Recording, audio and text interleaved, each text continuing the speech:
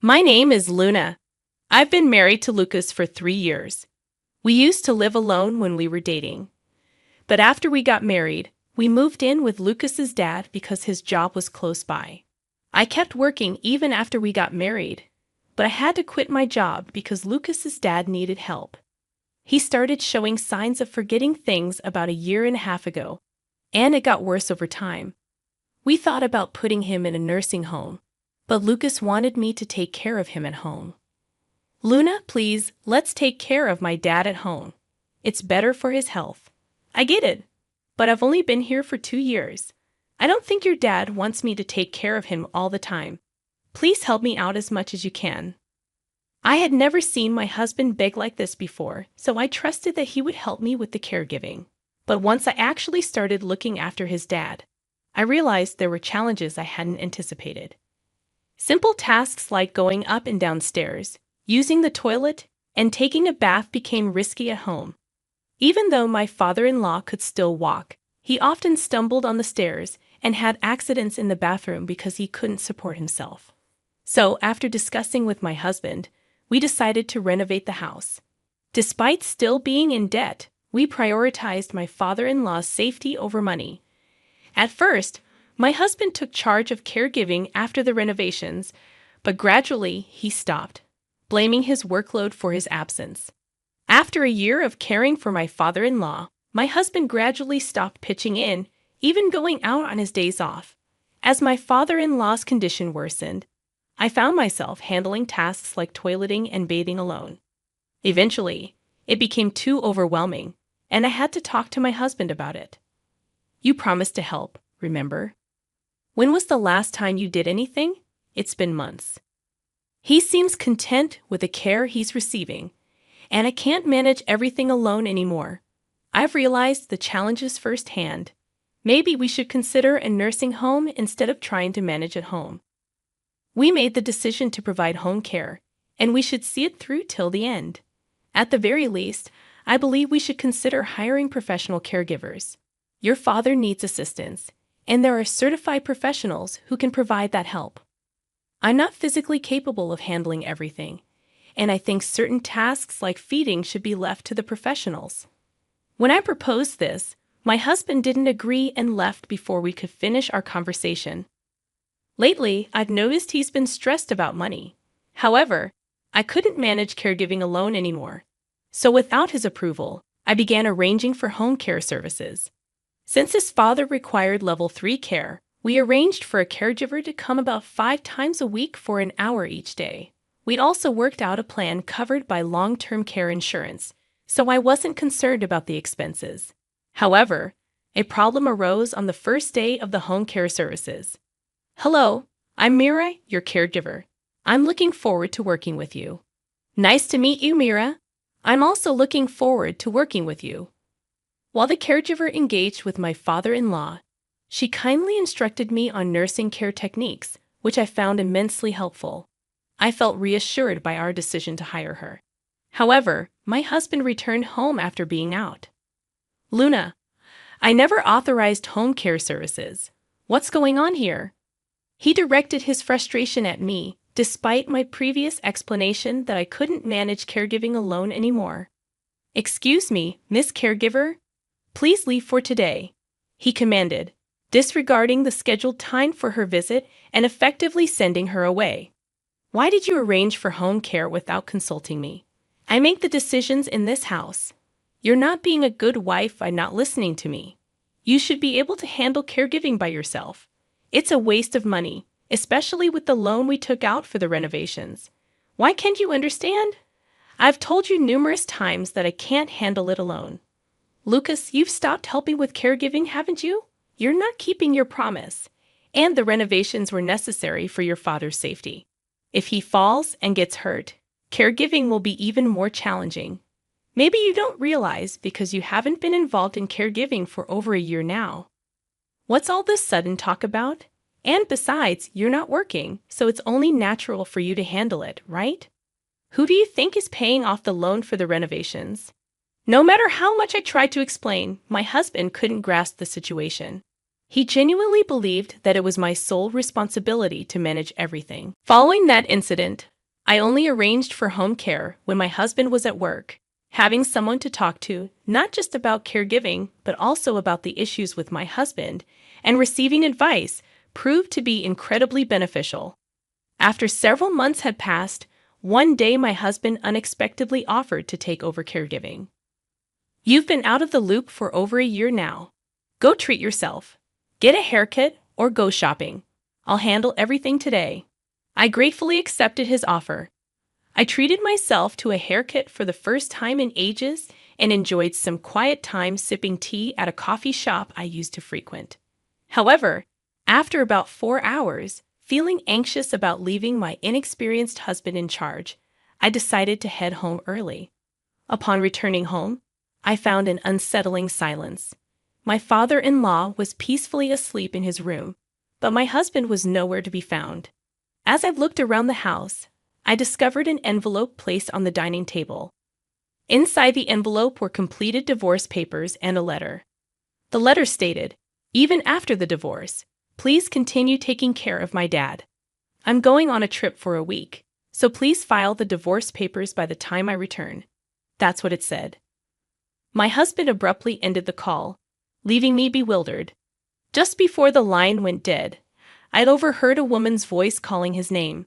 It was evident he was with someone, possibly the woman he planned to go on an overseas trip with.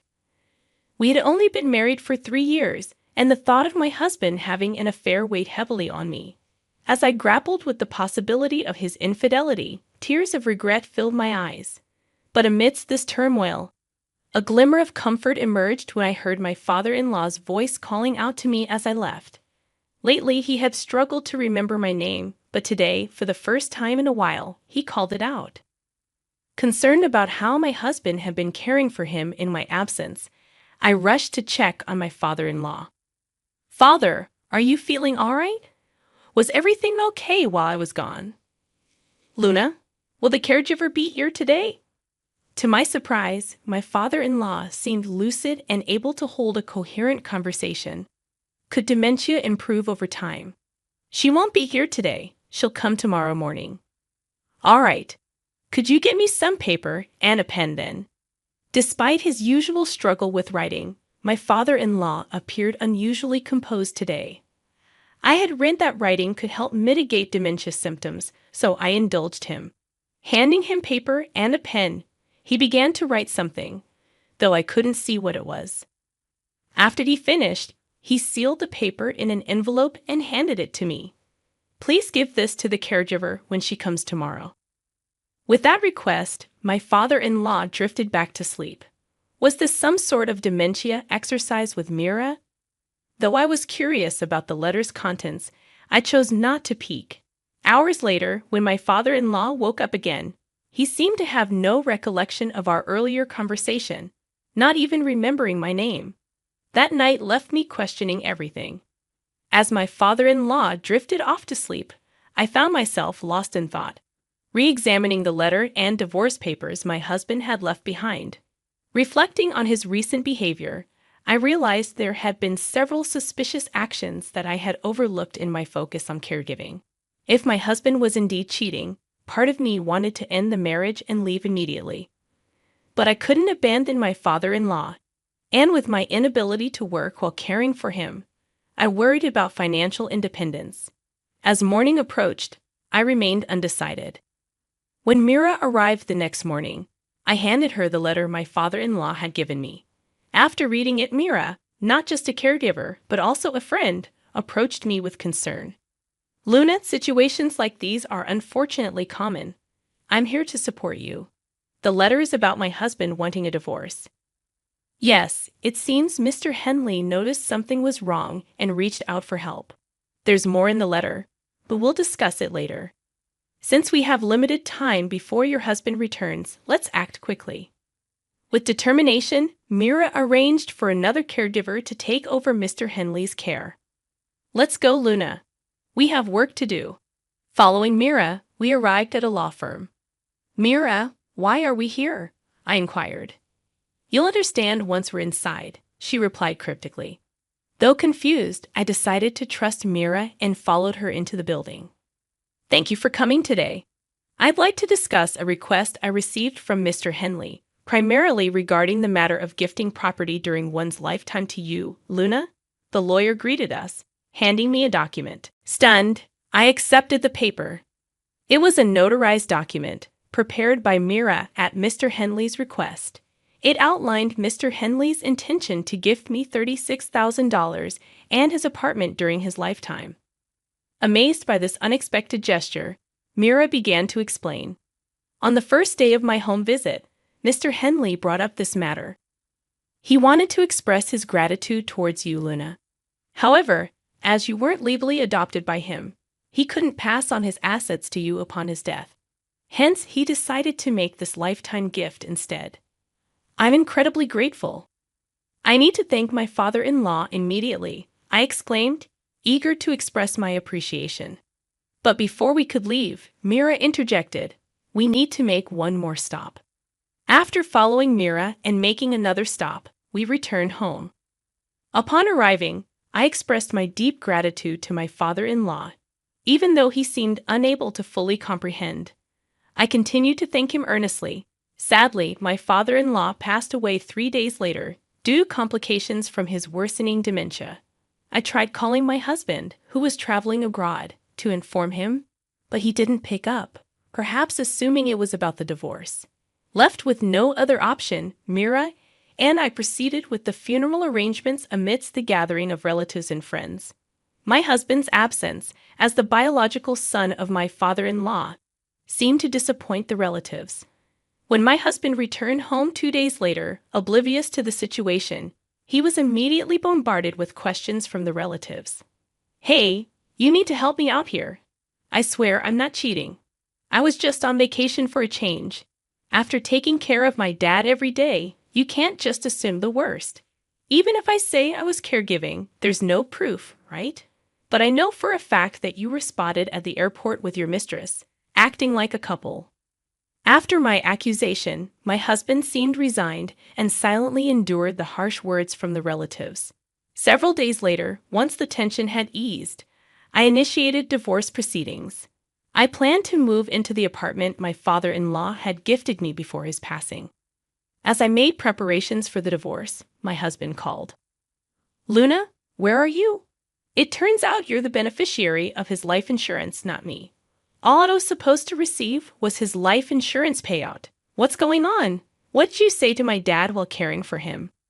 You and that caregiver seem to have an understanding. You must have been planning this together.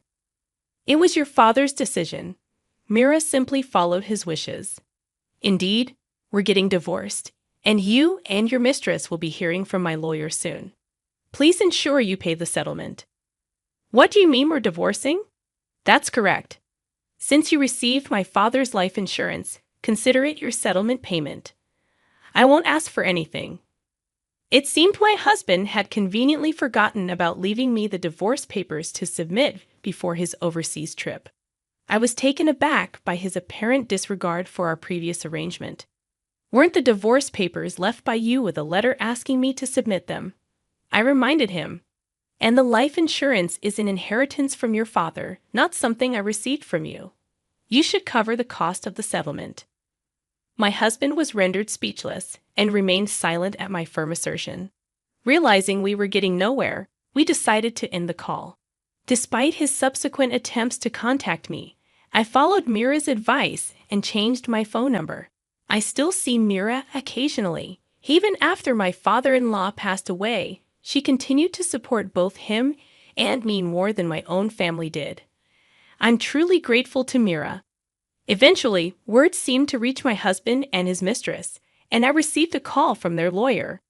Because I heard from Lucas that you were the boss. Although I was unaware of the circumstances, I deeply apologize for vacationing while Lucas's father was struggling. I've already paid compensation. I don't intend to see Lucas anymore. That was the end of it. I had expected resistance to paying the compensation, so I was surprised by the unexpected response. I couldn't fathom why a sensible person like her would fall for someone like my husband. Meanwhile, my husband ended up paying the compensation. It turned out her family was quite affluent, and my husband, attempting to keep up with her, depleted nearly all his savings. I heard he even footed the bill for the vacation as a display of goodwill. Whether or not he depleted his savings was of no concern to me. I intended for him to pay the full compensation, even if it took time. Since the family home was in my father-in-law's name, he wouldn't have trouble finding a place to live. However, with the remaining payments on the loan for the elder care renovation, coupled with the compensation, it would likely be a significant burden. Each month, even if it was deducted from my husband's salary, he wouldn't have much left. It was common knowledge among our relatives, so seeking help from them was out of the question. I hoped he would reflect on his actions. I relocated to the apartment my father-in-law had gifted me, where I now live comfortably. I'm using the money inherited from my father-in-law to pursue a caregiving certificate. Mira is assisting me in this endeavor. Not only do I aspire to be a caregiver, but I also aim to emulate Mira's support for families in need.